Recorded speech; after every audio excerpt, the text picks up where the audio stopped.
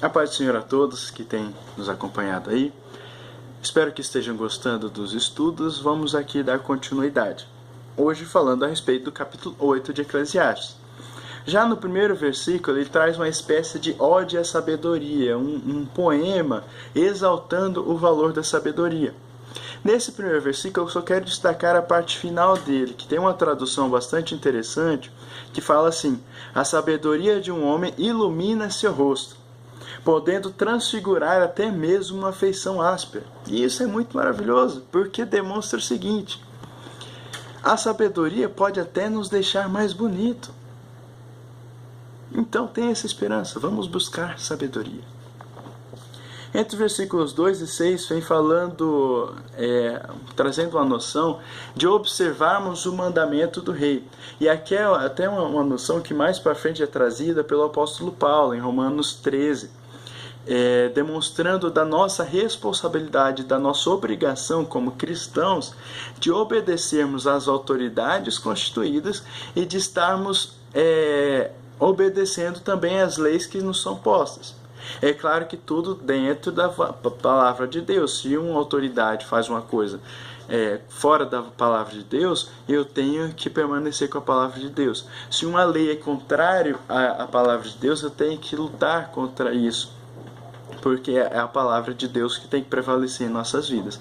Mas nós, como cristãos, devemos, sim, obedecer às autoridades constituídas e principalmente obedecer às leis que são colocadas.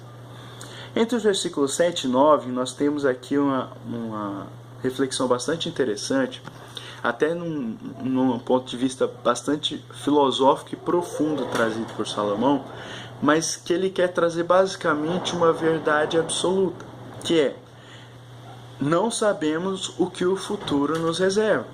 Aqui entre esses versículos, então, nós temos enumeradas diversas situações em que nós, seres humanos, nos encontramos à mercê de forças que nós não controlamos. Nos encontramos à mercê de situações que nós não podemos modificar. Ele traz ali diversos, leiam esses trechos, vocês vão ver. Mas eu posso trazer algumas coisas. Eu não posso dizer, por exemplo, hoje se eu estarei vivo amanhã, porque eu não tenho controle sobre a minha vida. Muito embora essa questão toda, eu quero trazer para vocês duas reflexões básicas. Primeiro, muito embora, e aqui é até sendo repetitivo, eu não possa definir o meu futuro e não posso saber o que vai acontecer no meu futuro, eu posso fazer hoje coisas que vão determinar o meu futuro. É o princípio básico da lei da semeadura que é trazido pela Bíblia também. Eu só posso definir o que eu vou colher até o dia que eu planto. Então eu só posso definir o meu futuro, o que pode me acontecer amanhã, em relação a diversos aspectos da minha vida, conforme o que eu plantar hoje.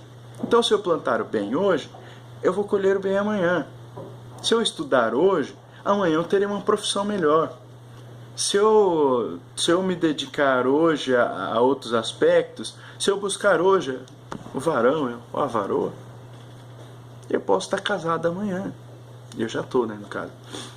Mas nesses aspectos, o que eu quero dizer para vocês é o seguinte: nós não sabemos o que o futuro nos reserva, mas nós temos a obrigação de fazer coisas hoje para termos um amanhã melhor.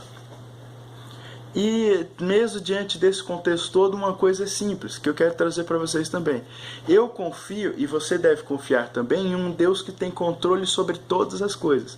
Se nós temos essa confiança nesse Deus que controla tudo, eu não tenho que me desesperar com as incertezas do amanhã, sabendo que Deus está controlando o nosso amanhã. Entre os versículos 8 e 17, nós temos aqui algo que eu posso denominar de uma luta pela fé. Porque é um conflito interno demonstrado por Salomão bastante interessante, que eu quero que vocês me entendam bem. E aqueles que discordarem, têm a opção de escrever um comentário aí falando: não concordo. Entre os versículos 10 e 13, nós temos aqui o princípio do raciocínio de Salomão. Porque ele vem trazendo no versículo 10, e aqui, muito embora esse versículo 10 tenha algumas traduções diferentes, aqui mais é utilizada a interpretação mais corriqueira, que é até aquela trazida pela Septuaginta, quer trazer o seguinte sentido. Muitas vezes parece que o mal triunfa sobre o bem. Porque nós vemos pessoas que só fazem coisas ruins se darem bem. E pessoas que fazem coisas boas muitas vezes se darem mal. Salomão vem trazendo essa perspectiva negativa, essa perspectiva pessimista. Mas logo em seguida, ele vem trazendo a sua declaração de fé. Ele fala, ainda que o pecador faça mal 100 vezes e os dias se lhe prolonguem, eu sei com certeza que bem sucede aos que temem a Deus, aos que temem diante dele. Então Salomão ele demonstra dois aspectos. Primeiro, às vezes parece que o mal está triunfando. E muitas vezes, e vem trazendo depois, muitas vezes, muito embora pareça que o mal esteja triunfando, nós devemos ter convicção de que Deus está conosco e de que aqueles que estão com Deus está melhor do que aquela pessoa que parece ser triunfante fazendo o que é errado. Seguindo o raciocínio aqui desse trecho, entre os versículos 14 e 15, há um certo vacilo na fé de Salomão. E eu quero que vocês me entendam bem, porque ele traz a declaração de que parece que o mal triunfa. Em seguida, ele traz a declaração de que, muito embora pareça isso, ele tem convicção de que é bem melhor estar na presença de Deus. No versículo seguinte, ele volta a questionar as injustiças que podem acontecer aqui. Ele fala assim, isto é o que acontece o tempo todo e não faz o menor sentido. Pessoas boas recebem o mesmo que o perverso, e os perversos recebem o mesmo que os bons. Uma tradução aqui da Bíblia é a Mensagem. Então ele volta a questionar as injustiças que parecem acontecer aqui na Terra, o que é algo bastante conflitante. Fica bastante claro que Salomão ele tem convicção de algo, que é melhor estar na presença de Deus. Mas ao mesmo tempo aquelas injustiças que ele vê o incomodam. Tanto que ele chega a declarar aqui, falando que a melhor coisa então, e ele já tinha declarado isso em outros versículos, a melhor coisa então que a gente podia fazer aqui é comer, beber e alegrar-se.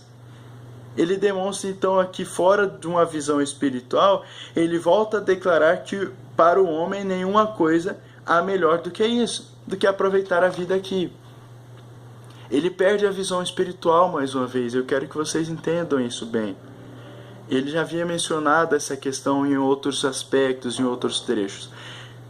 Continuando o raciocínio, entre os versículos 16 e 17, Salomão vem trazendo um outro reconhecimento.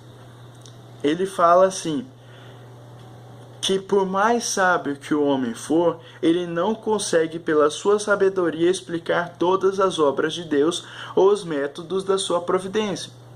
Então ele chega àquela conclusão, ele vê as injustiças, ele sabe que Deus ele é fiel. Então ele chega à conclusão, poxa vida, realmente a minha sabedoria, por mais sábio que eu seja, eu não estou conseguindo entender como que Deus está agindo e o agir de Deus aqui.